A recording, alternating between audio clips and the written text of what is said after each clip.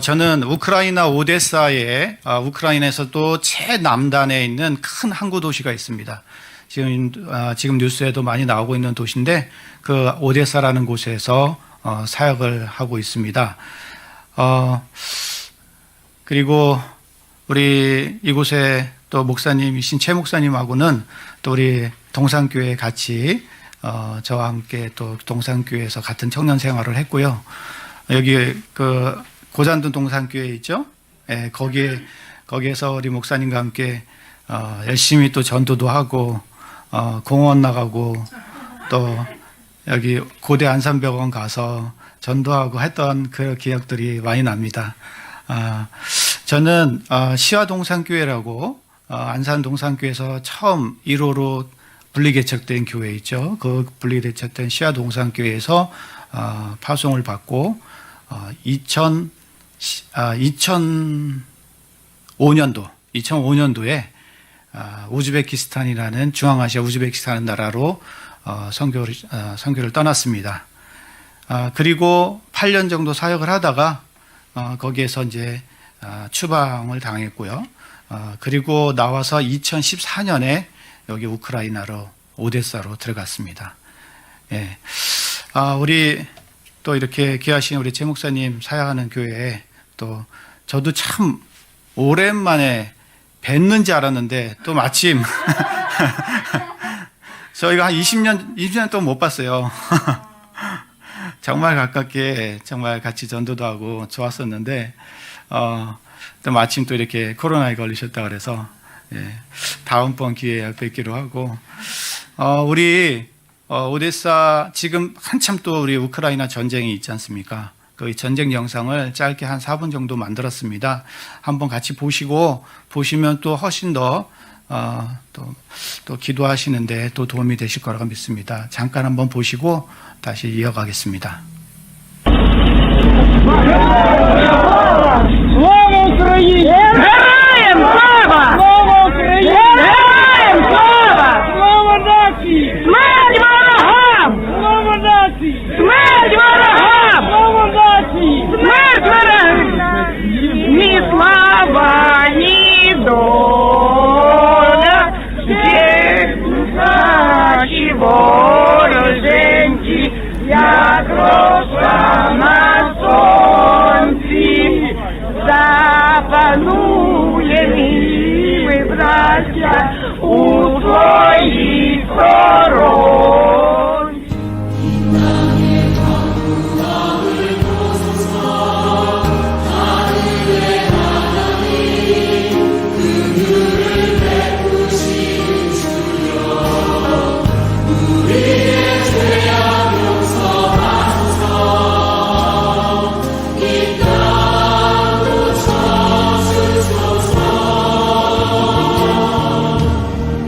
이제 우리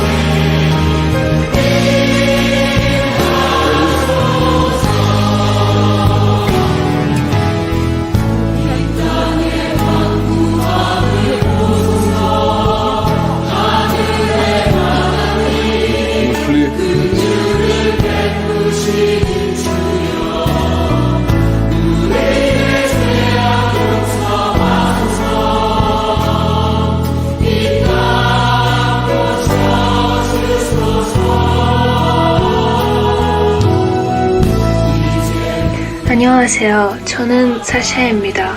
우크라이나 니프로에서 삽니다. 며칠 전에 우리나라가 공격당했습니다. 그래서 지금 저희는 구호품이 정말 필요합니다. 국민의 생명을 구하기 위해 의약품과 의료 장비가 필요합니다.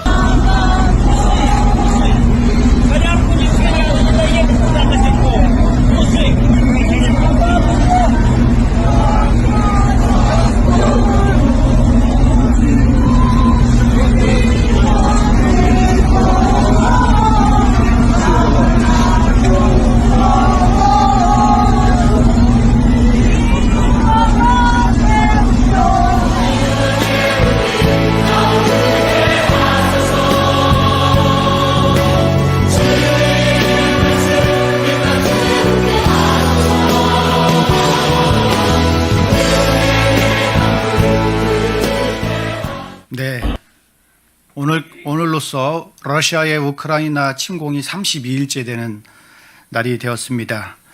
우크라이나를 향한 러시아의 공격이 날마다 거세지고 있습니다. 민간 지역을 향한 무차별 폭격도 무자비하게 거행되고 있습니다. 이로 인해서 우크라이나의 한 도시에 저 남부 도시인 마리우폴이라는 도시가 95%가 이 도시가 완전히 폐허가 되었습니다. 그리고 거기에 얼마 전에 한 6살 아이가 죽었는데 엄마와 함께 마트에 갔다가 그 마트가 폭격을 당하는 일이 있었습니다. 그리고 마트에서 쓰러져 있는 이 아이를 데리고 병원에 갔는데 의사진과 부모들과 그렇게 살리려고 노력을 했지만 결국엔 그 아이가 숨을 거두고 말았습니다. 의사부터 해가지고 모든 국민들이 이 사건을 통해서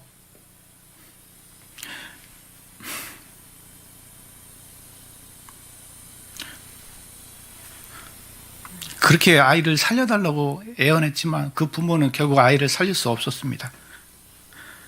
지금 민간인 사망자가 어제 발표로는 한 1000여 명이 된다고 하는데 실제로는 몇 배의 지금 사망자가 나타나고 있습니다. 또한 남자들은 18세부터 60세까지는 동원령이 내렸기 때문에 국외로 탈출할 수가 없습니다. 그래서 남자 아버지를 두고 가족들, 딸과 엄마, 이 가족들을 떠나보내는 그 아버지의 아픈 사연들이 계속 나오는데 이 아버지가 어린 딸을 안으면서 마지막 헤어지는데 이 눈물을 못 참고 우니까 이 딸이 아빠 살아서 돌아와 이 한마디를 남기고 이 가족과 헤어지는 그런 사건들이, 그런 이야기들이 수없이 일어나고 있습니다. 또한 지금 360만입니다. 어제까지 360만의 난민이 그 주변 국가로 나가고 있습니다. 국내에서는 지금 800만이 있습니다. 전쟁 나는 지역에서 또 조금 더 안전한 곳으로 대피한 사람들이 한 800만이 되고요. 또 국외로 빠져나간 난민들이 360만입니다. 지금 1000만이 넘는 그런 아픔을 겪고 있습니다. 가족과 생이별을 하고 있습니다. 집을 떠난 사람들을 돕기 위해서 국경지대에서 교회와 선교사들이 또 각종 구호단체들이 와서 돕고 있습니다. 정말 다행입니다. 하지만 이들에게는 날마다 들려오는 자기 지역에서 폭격 소리, 폭격이 일어나는 그런 뉴스들을 접할 때마다 잠을 잘 수가 없답니다. 두고 온 어머니, 아버지, 두고 온 또 형제들이 거기 있기에 그 뉴스를 들을 때마다 너무나 아픈 그런 시간을 매일매일 보내고 있습니다. 어제 한 저희 교회 자매 가정이 폴란드에 있다는 얘기를 듣고 그 폴란드에서 난민 수용시설에 있기 때문에 또 거기가 또 지금 막 코로나가 번지고 있답니다. 그 난민 수용시설을 또 너무 많이 폴란드에 지금 사람들이 몰려오기 때문에 그냥 수용 인원을 넘쳐나게 거기서 지금 지내고 있는데 너무나도 힘든 상황이어서 다른 데로 좀 옮겨달라는 요청이 와서 저희가 수소문해가지고 거기에 있는 한인교회 목사님을 통해서 그 한인교회 목사님 댁으로 들어갈 수 있도록 저희가 이제 했는데 두 가정이다 보니까 한 방에 다 지내기가 어려웠던 겁니다. 이게 두 가정이 이제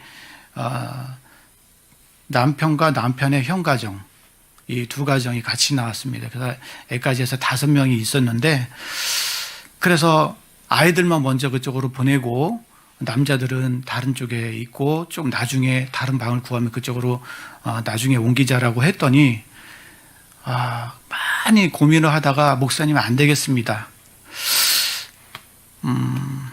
너무 감사하지만 지금은 우리가 떨어질 수가 없습니다라고 하는 거예요. 그래서 그 이유를 제가 이해를 못했습니다. 왜 떨어지지 못할까? 그냥 여자들과 아이만 보내면 되는데 나중에 제가 이제 그 어머니를 통해서 얘기를 들은 바로는 그 가정이 있었던 지역이 굉장히 지금 폭격이 심했고 마지막에 겨우겨우 그 폭격에 잠시 잠잠할 때 그 폭격을 피해서 탈출을 했던 겁니다. 그러다 보니까 완전히 이렇게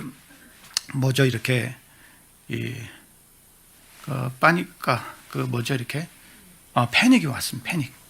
패닉이 와가지고 서로 지금 떨어져 있으면 불안해가지고 못 사는 거예요. 서로가. 그래서 이제 누가 하나 떨어지면 이게 불안해가지고 그렇게 갈 수 없다고 지금 떨어뜨려서 갈 수 없다고 그런 또 안타까운 사연을 또 어저께 접하고 또 마음이 너무나 아팠습니다. 여러분 6.25 때 우리나라의 16개국이 도와서 이 땅의 자유를 위해서 싸워주셨습니다. 여러분 아십니까? 그 16개국 그 군인들의 중에서 4만 명이 이 땅에서 죽었습니다. 우리가 지금 누리고 있는 이 자유는 그들의 희생이 아니었으면 우리가 지금 이렇게 자유롭게 이 자리에 또 이렇게 자유롭게 살 수가 없었을 것입니다. 저 먼 나라 변방에 있는 그 우크라이나에 지금 전쟁이 있습니다. 우리하고 전혀 관련이 없을까요? 또 우리하고 전혀 무관할까요? 정말 그렇지 않습니다. 우리는 전쟁에 대한 빚이 있습니다. 우리 대한민국은요. 그렇죠? 물론 우크라이나가 이 땅에 와서 도와주지는 않았습니다. 전쟁에 도와주지는 않았지만 그 전에 이 우크라이나에 또 우리에게 진 빚이 있습니다. 여러분 가지고 있는 성경 있으시죠? 특별히 우리 기독교인이라면 우리에게는 누구에게나 우크라이나에 빚이 있습니다. 우리가 가지고 있는 성경에 구약 성경을 누가 번역했는지 아십니까 혹시? 피터스 선교사님이라고 혹시 들어보셨나요? 한국 이름으로는 피득 선교사라고 합니다. 1895년도에 우리나라에 오셨습니다. 대부분은 그 당시에 선교사님이 초창기에 들어올 때는 미국이라든지 영국이라든지 가장 엘리트 그룹들만 들어왔습니다. 근데 이분은 참으로도 신기합니다. 이 피터스 선교사님은 우크라이나 사람입니다. 우크라이나에 있는 드니프로, 아까 저기 우크라이나 영상에 한 여자아이가 나와서 한국말로 얘기를 했죠. 그 여자아이가 사는 지역입니다. 이 피터스 선교사님은 독실한 유대인 가정에서 태어났습니다. 우크라이나는 유대인이 굉장히 많습니다. 독실한 유대인 가정에서 유대 교육을 받고 자라왔습니다. 그리고 고등학교를 졸업하고 그 당시에 유대인들을 굉장히 핍박하고 힘들게 했기 때문에 졸업하고 나서 이분은 이 대부분의 유대인들이 그때 미국으로 많이 이주를 했었습니다. 그때 이 사람은 이분은 미국으로 가지 않았습니다. 그리고 일자리를 찾아서 저 시베리아를 갔습니다. 시베리아에 있는 그 철도 일을 하려고 거기를 갔습니다. 그러다가 그분은 더 관심 있는 동쪽을 보게 되었고 싱가포르로 갔고 싱가포르에서 다시 일본으로 왔습니다. 일본의 나가사키라는 곳에 도착을 하였고요. 그 나가사키에서 우연하게 찾아간 곳이 교회였습니다. 유대인들이 교회 간다는 것은 있을 수 없는 일입니다. 그리고 가장 독실한 유대인이었습니다. 그리고 이 사람은 교회를 가서 마침 그곳에 만난 사람이 일본에 온 미국 선교사입니다. 그런데 서로가 이 피득 선교사는 이제 영어를 할 줄 몰랐다고 합니다. 하지만 이 피득 선교사는 히브리어는 능통했고 또 독일어를 아주 잘했다고 합니다. 근데 마침 만났던 이 교회 선교사가, 미국 선교사가 독일어를 너무 잘했던 것입니다. 그래서 둘이 만나서 복음을 듣게 된 것입니다. 이 미국 선교사님이 이 피득 선교사에게 열심히 복음을 가르쳤고 이분이 그것을 받아들이고 개종을 했습니다. 기독교로 개종을 했습니다. 그리고 어느 날 이 일본에서 이 유대인이 기독교로 개종해서 세례받는 그날에 동경에서 성서공회, 그러니까 미국에서 파송한 성서공회 선교사가 이 기쁜 날을 함께 참석하기 위해서 나가사키에 같이 와서 같이 침례를 줬습니다. 그리고 침례를 준 그날 이 형제에게, 23살 이 형제에게 도전을 줍니다. 조선 땅에 한번 가보지 않겠냐고. 조선 땅에 성경이 필요한데 신약 성경은 나와 있으니 신약 성경을 가지고 당신이 그 성경을 좀 가서 전해줬으면 좋겠다라는 이 제안을 듣고 이 선교사가 이 조선 땅에 옵니다. 1895년도입니다.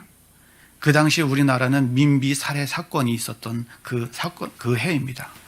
그래서 이 선교사는 우리 대한민국에, 우리 조선 땅에 들어오자마자 2년 만에 성경을 나눠주고 신약 성경을 나눠주면서 2년 만에 한글을 다 깨우쳤다고 합니다. 굉장히 이 언어에 탁월한 재능을 가지고 있다고 합니다. 그리고 자기가 늘 암송했던 시편, 유대인 가정은요 13살이 되면 성경 창출내 민신 5권, 성경 5권, 이걸 토라라고 하거든요. 이 토라를 다 외웁니다. 13살 때까지. 그리고 시편도 거의 다 외울 정도입니다. 그렇게 교육을 받습니다. 근데 이 피득 선교사가 시편을 외우고 또 신약 성경을 주다 보니까 구약 성경이 없는 게 너무 안타까운 거예요.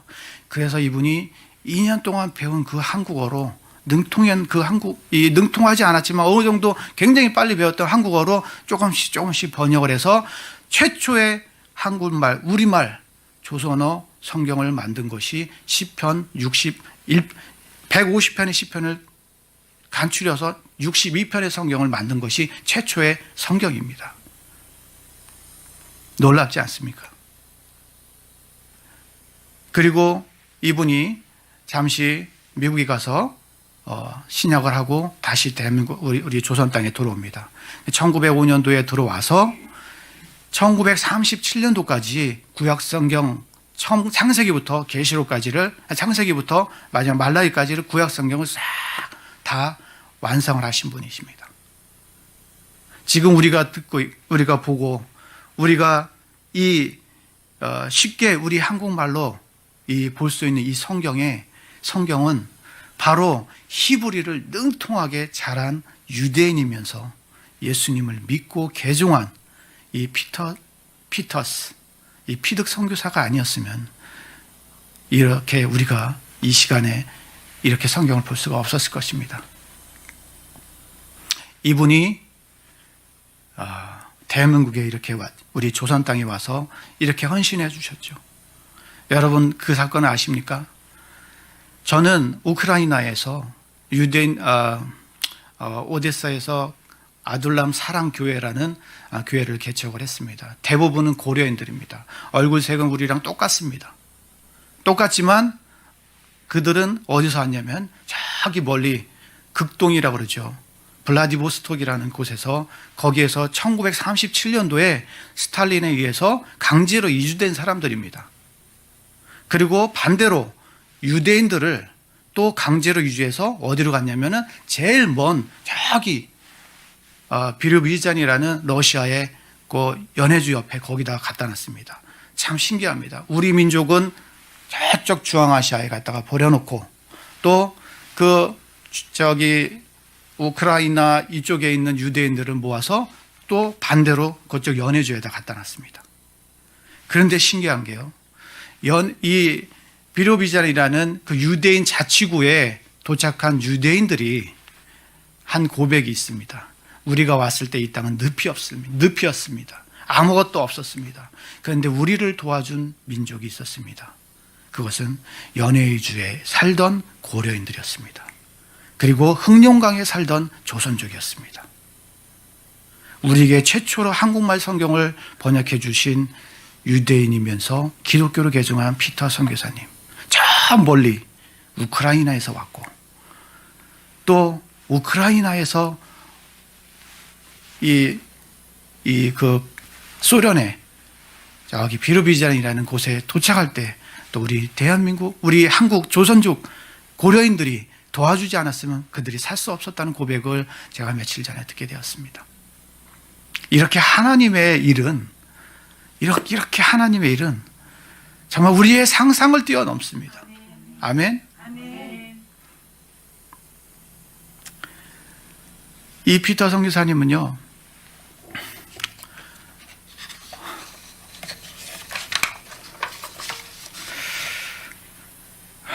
왜 우리 한국 사람들에게 많이 알려지지 않았을까? 제가 찾아보니 그 당시에 우리 한국에 오셨던 많은 선교사님들은 엘리트들이었습니다. 미국이나 영국에서 가장 공부를 많이 하셨던 엘리트들이 많이 왔는데 이 피터 선교사님은 저 변방, 이름도 알 수 없는 그런 변방에서 왔던 선교사로 오는 것도 아니고 어떻게 보면 일자리를 찾아서 왔던 건데 일본에서 복음을 듣고 돌아왔기 때문에 그 주류 사이에 사실은 낄 수 없었다 얘기를 합니다.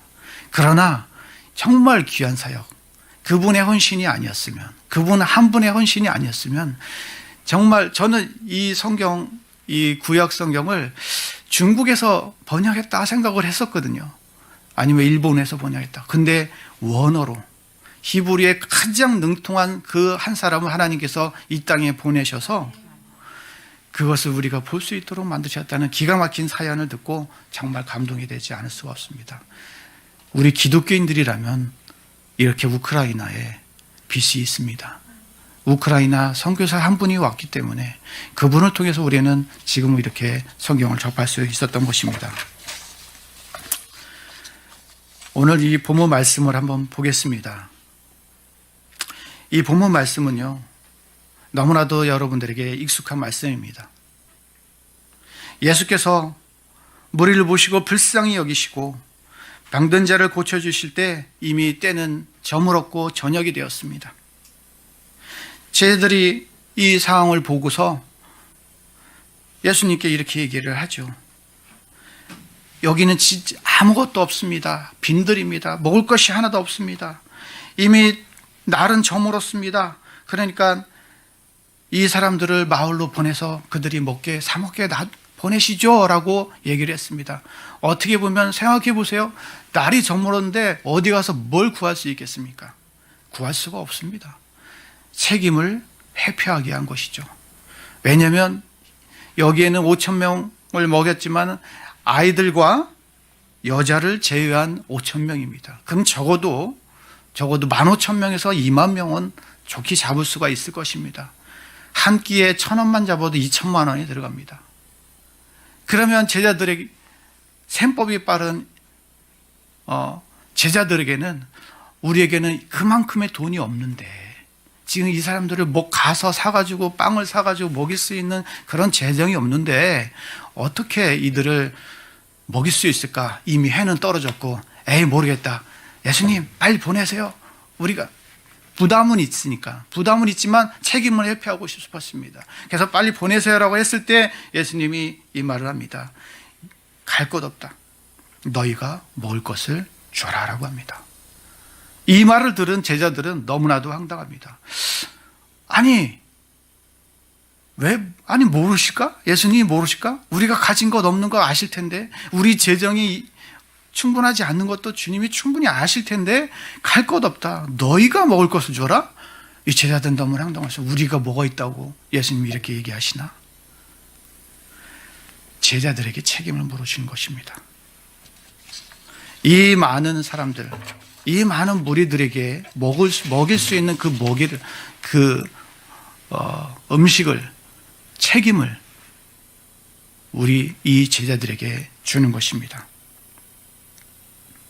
무리의 배고픔을 해결해 주라는 예수님의 말씀에 제자들이 보인 최선의 반응은요, 어린아이의 보잘것없는 도시락 한 끼였습니다.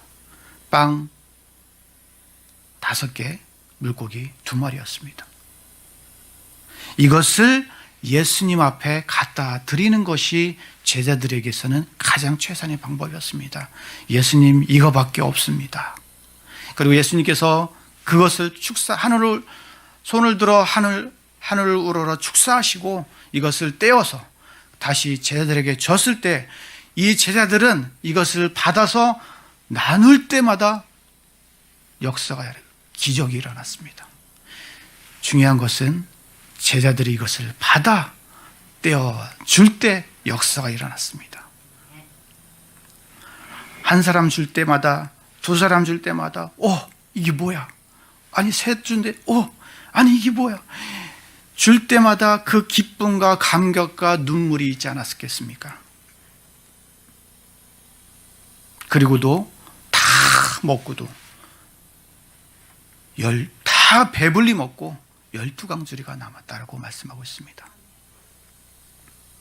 저는 이 전쟁을 통해서 하나님, 너무나 마음이 아프고 지금 갈 수가 없고 또 그 안에 있는 지금 저희가 있는 그 지역과 그 주변 가까운 그 지역에는 지금 물자가 들어갈 수가 없습니다. 이 안전이 포위가 됐고 안전이 이 러시아 군인들에게 장악이 됐기 때문에 물건이 들어갈 수가 없습니다. 그래서 저희가 어떻게 해서든 그쪽에 물건을 보내기 위해서 여러 방법을 찾고 있는 가운데 있는데, 하나님, 길을 좀 열어달라고, 하나님, 아예 그냥 5,000명 먹일 수 있는, 2만 명 먹일 수 있는 돈을 한 방에 주세요. 그러면 제가 그걸 가지고 좀 하겠습니다라고 생각을 했는데요, 하나님께서 일하시는 것은 한 방에 2만 명분의 물건 값을 주시는 것이 아니라 가장 보잘것없는 한 끼 도시락이었습니다. 이 한 끼 도시락으로 우리가 상상할 수 없는 그 일을 하실 것입니다. 얼마 전에 저희 교회에 교인 한 분이 연락이 왔습니다. 그 교인이 그 우크라이나에서 있을 때, 목사님 하면서, 지금 먹을 것이 없어요. 지금 이렇게 주변에서 그냥 막 폭탄 소리 들리고 뭐 총소리가 들려서 지금 모든 가게들은 문을 닫고, 그나마 이제 빵을 사러 바깥에 나갔는데, 이 빵가게 살라고 이제 가게를 다 돌아다니는데 빵이 없답니다. 그래서 제가 밀가루는 그랬습니다.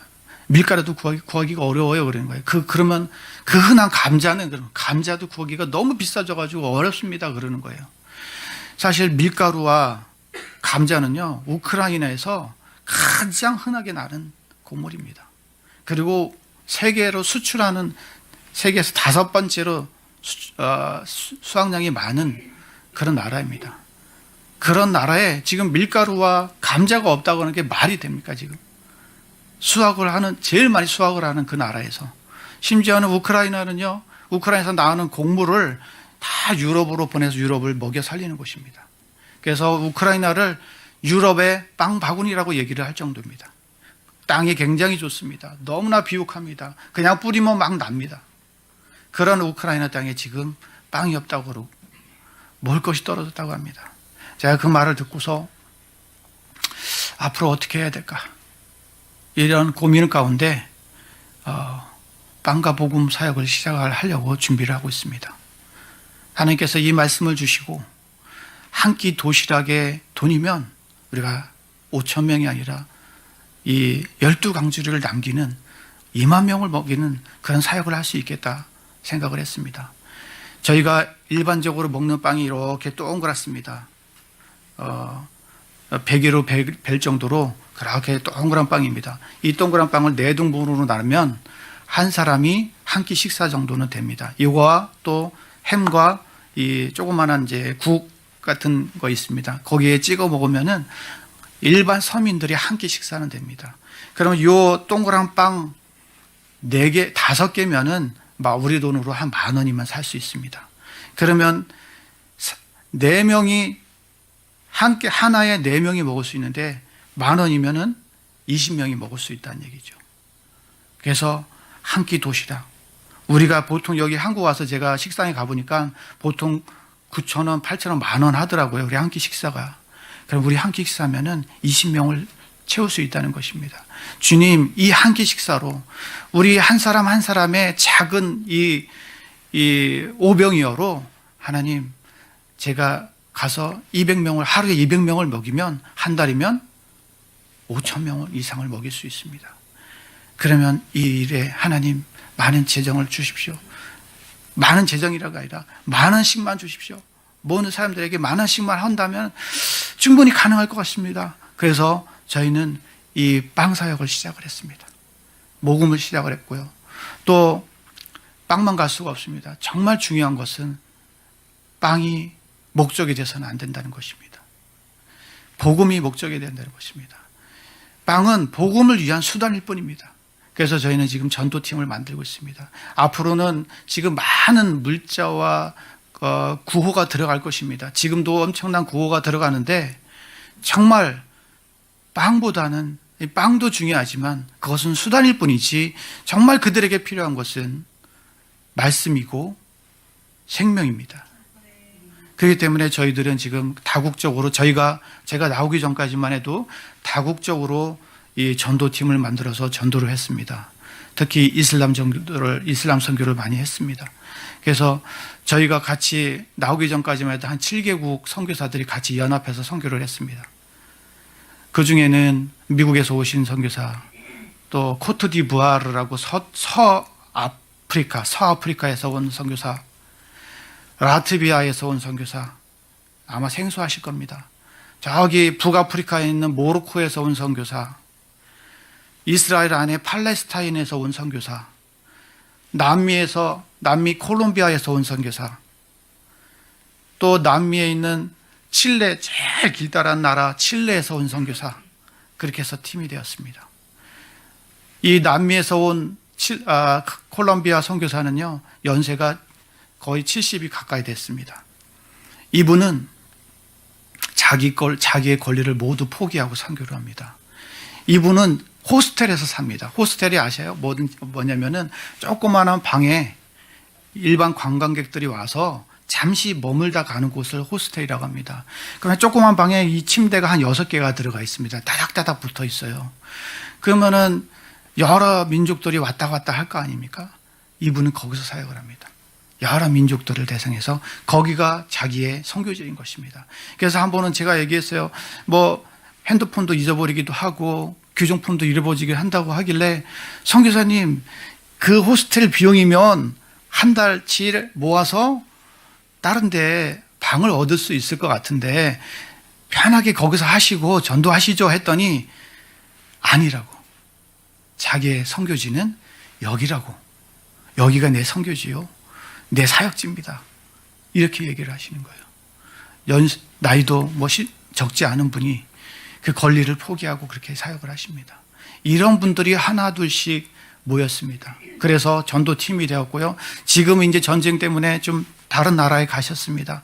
하지만 이 전쟁이 끝난 후에는 다시 들어가서 우리는 이 빵과 복음의 사역을 계속 이어나갈 것입니다. 여러분 기억해 주십시오. 기억해 주시고 이 사역에 함께 동참해 주시고 함께 기도해 주시기를 부탁드리겠습니다. 러시아 침공으로 파괴된 건물과 시설, 이것이 거의 67조에 이른다고 합니다. 한 나라에 이 전쟁이 발생하면 폐허되고 다시 재건하는 일을 그 나라 역사에 100년에 한 번 있을까 말까 한 일이라고 얘기합니다. 재건에 필요한 67조는 유엔이라든지 여러 단체 NGO들이 그 일을 감당할 것입니다. 그러나 빵만 갈 수가 없습니다, 여러분. 우리가 해야 될 일은 육체의 처참한 죽음을 목도한 그들의 아픔과 슬픔을 같이 안아주고 울어주고, 또 공중권세 잡은 그 악한 세력으로부터 무너진 그 우크라이나의 영혼들을, 그 불쌍한 국민들에게 하나님의 말씀을 들려주는 것입니다. 평화가 깨진 그 땅에 예수님이 우리에게 주신 그 평화를 전하는 것밖에는 소망이 없습니다, 여러분. 이것이 가장 근본적인 치유입니다. 피터스 선교사가 멀리 조선 땅에 와서 우리에게 읽어줄 수 있는 성경을 만들어준 것처럼 지금은 다시 우크라이나에 그 말씀을 들려줄 때입니다, 여러분. 바로 대한민국이 과거에 6.25 이후에 경험했던 이 재건의 그 기적이 우리 기독교를 교회가 세운 것이지 않습니까? 다 무너진 우리 대한민국을 다시 교회들이 일으킨 거고, 교회들이 이 대한민국을 지금 이 시간에 이렇게 이 훌륭한 대한민국을 만들어진 것처럼 우크라이나의 재건은 앞으로는 그 말씀으로 깨어진 그 영혼들이 다시 그 나라를 우리 대한민국 같이 세워질 것을 저는 소망하고 기대하고 있습니다. 그래서 우크라이나는 다시 일어날 것입니다, 여러분. 하나님 나라가 우크라이나에 강력히 임할 것입니다, 여러분. 그걸 위해서 기도해 주십시오. 특별히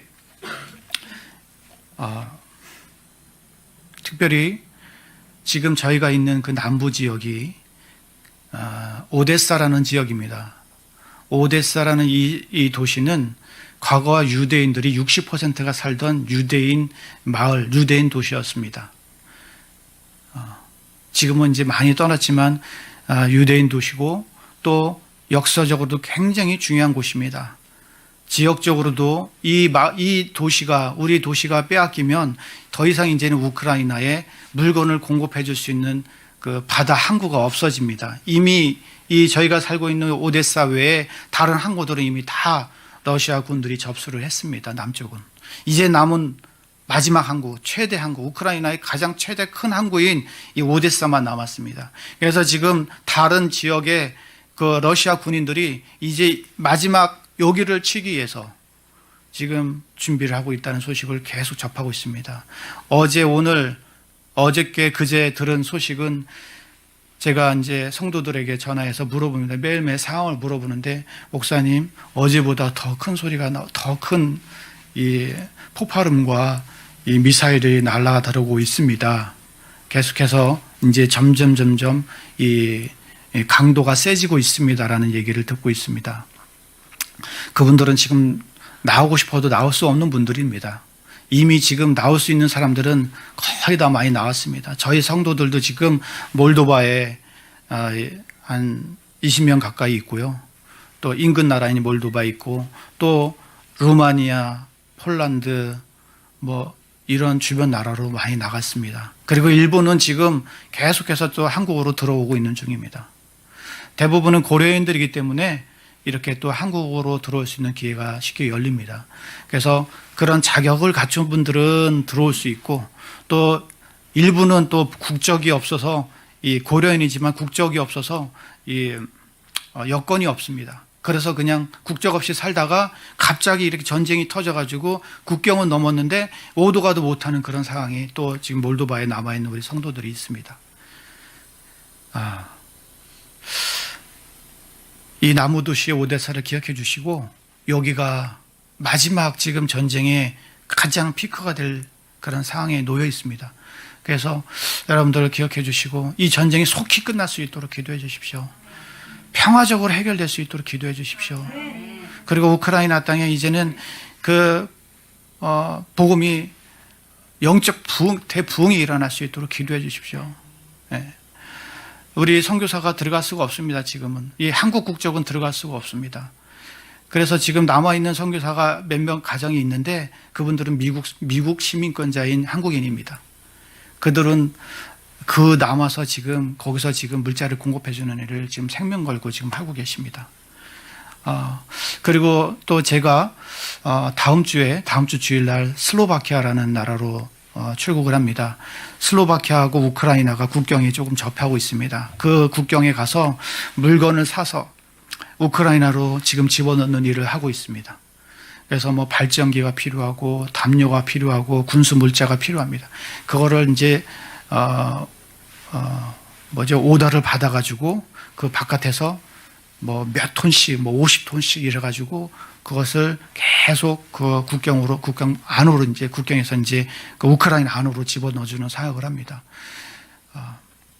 바라기는 제가 가 있는 그 동안에 이 사역이 멈추기를 원합니다. 전쟁이 멈춰야지 이 사역도 멈추는 것입니다. 예. 그래서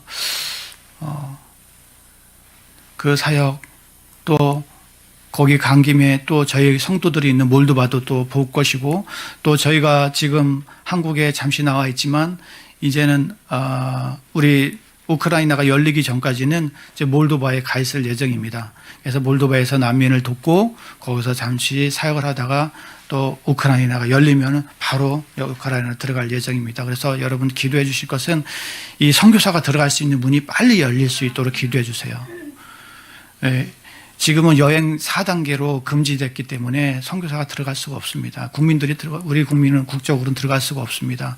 그런데 지금 이것이 빨리 해제가 돼야 선교사가 들어가야 복음이 들어갑니다. 그래서 준비하고 많이 지금 근처에서 준비를 하고 있는데 빨리 일들이 해결할 수 있도록 기도해 주시고 지금 나와 있는 난민들이 많습니다. 뭐 주변에 아까 말씀드렸듯이 320만이 나와 있습니다.